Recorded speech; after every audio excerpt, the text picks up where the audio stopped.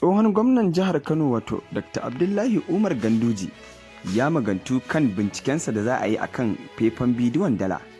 Mai kallo da sauraron mu idan har kana tare da mu a cikin wannan rahoto da za mu kawo maka, za ka ji mu da cewa gwamna Abdullahi Umar Ganduje tsohon gwamnan jihar Kano ya magantu kan bincikarsa da za a yi kan faifan bidiyon dala. Yanzu kanan labarin ka riga ka saurara, amma daga bisani za ka ji mu da cikakken rahoton. Amma kafin nan, idan har wannan shine zuwanka na farko wannan tasha tamu mai albarka, don Allah kada ka manta ka taimaka kai mana subscribe tare da danna alamar kararrawa, domin haka ne zai baka damar samun labarai da rahotanninmu da ma bidiyoyinmu da zarar mun daura su. Assalamu alaikum, sai a biyo mu sannu a hankali a kuma gyara zama tsabdan jin cikakken rahoton da muke dauke da shi.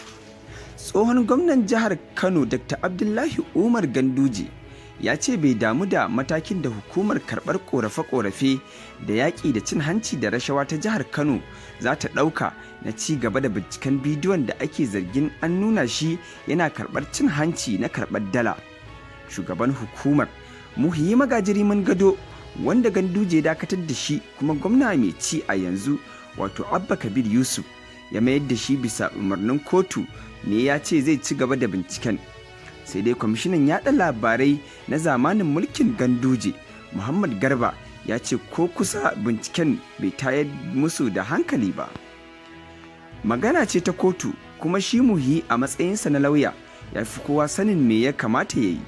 Mun zuba ido mu ga abin da za su yi. Idan yana da dama ya binciki maganar da ke kotu, ya fi kowa sani. Idan ma ba shi da dama, ya fi kowa sani. Ya ƙara da cewa ko da na yi magana da gwamna Ganduje abin da bai dame shi ba, wato abin bai dame shi ba, saboda haka wannan lamari ne na shari'a. Tsohon kwamishinan ya ce idan an gayyaci tsohon gwamnan domin neman ba'asi, zai yi shawara da lauyoyi kan matakin da ya kamata su ɗauka. Kwanan nan dai Ganduje ya buƙaci kotu ta dakatar da EFCC daga binciken bidiyon dalar, saboda a cewarsa hukumar ba ta da hurumin gudanar da wannan bincike. Wato a zamanin baya dai wata gidan jarida mai suna Daily Nigerian ita ta fitar da wato faifan bidiyon dala, inda aka ga gwamna Abdullahi Umar Ganduje yana karɓar dala daga hannun 'yan kwangila yana cusawa a aljihunsa, lamarin da ya yamutsa hazo a wancan zamanin a lokacin da ake dab da zaben shekarar 2019.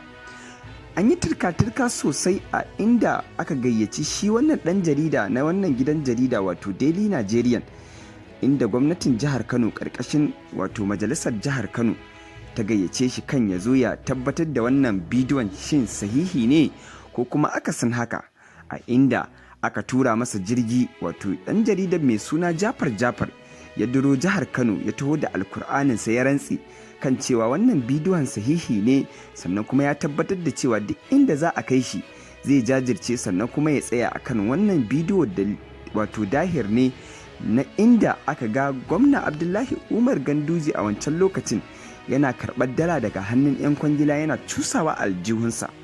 Ƙarshen rahoton namu kenan, amma mai kallo da sauraron mu zaka iya ajiye ra'ayinka a comment section tare da dangwala mana alamar dan yatsa domin karfafa mana ƙwarin gwiwa wajen zakulo muku sai har labarai ba na shifcin giza ba.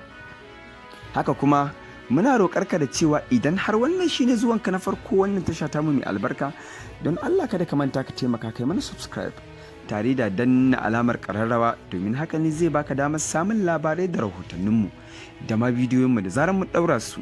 Sannan kuma muna godiya da yadda kuke turo mana da sakonnin fatan alkhairi da ma yadda kuke jin daɗin shirye-shiryenmu a koda yaushe. Mun gode.